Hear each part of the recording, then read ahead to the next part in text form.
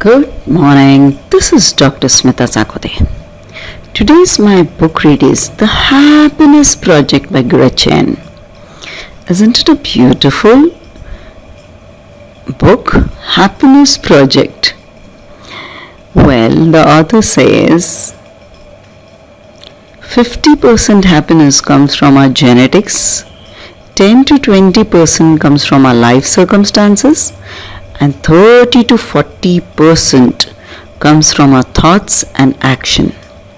So, what you have in hand is 30 to 40% how you think, how you motivate, how you keep yourself happy.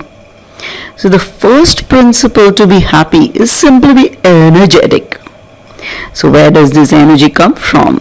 Comes from happiness, comes from passion, comes from whatever joy you have in life.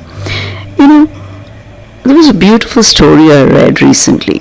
There was a lady who was tired with her work and the family work and everything. And one day in the evening she said, "Now I'm going to sleep and none of y'all are going to disturb me." And then she went to her room and she put her lights off and she went to sleep. And suddenly there was a call from the other end after half an hour. And her friend said, "Hi! It's me. Are we going out for a long drive? I'm free. I have come from this place. Come, let's go." And this lady gets up from the bed, gets dressed up, and the whole family members, like her husband, her spouse, her children, are very surprised because she's given a strict warning that I'm not going to get up from the bed. And suddenly they see her dressed up beautifully and she's going. And she says, "My friend has come and I'm going for a long drive." So, where did the energy come from? See, half an hour back, her energy was low because she was into a monotony. And suddenly when a friend called up saying, "Let's go for a long drive," the energy pooped up. So it's the circumstance also that changes your whole viewpoint. A beautiful story. So I keep telling nobody is ever tired. It is just get out of the monotony and do something new, do something fun. Now the first chapter the author talks about is writing down commandments. So write down that I am happy and ask yourself what makes you happy. For example, for me, waking up early morning when it's silent, listening to birds chirping, taking a nice walk in the cool air, listening to some great music, or reading a beautiful book.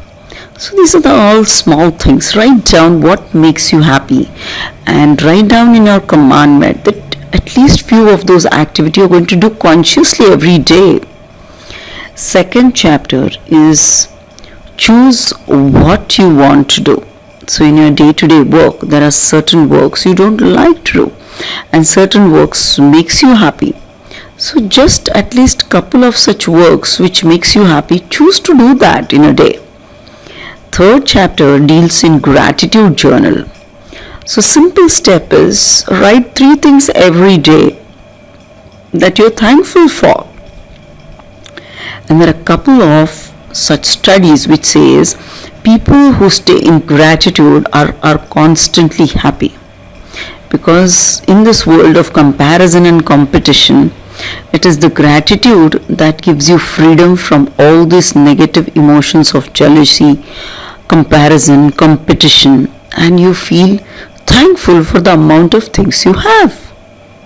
The next chapter deals about good amount of rest and sleep.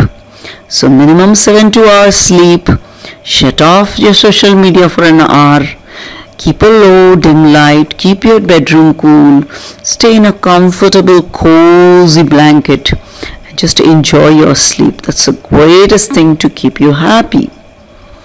The next chapter deals with 1 minute rule. So there are small tasks of 1 minute like cleaning up the kitchen in the night which makes you feel relaxed in the morning, cleaning up, keeping things in the right place immediately. It's a 1 minute task, but doing that in order obviously saves your work. Clean the desk, cleaning the mail. So all this 1 minute ritual done right away now can keep your frustration away. Next chapter, the author deals on gossip. We human beings are known to gossip. Oh, she's so funny, she's so irritating, or keep on bitching, she's dude. So we keep on saying so many awful things about other. But believe me, when you say awful things with your own mind, first you corrupt your brain, then you corrupt your tongue, then you corrupt your vocal cords. So even if you're talking about them, your body is getting corrupted with that small virus.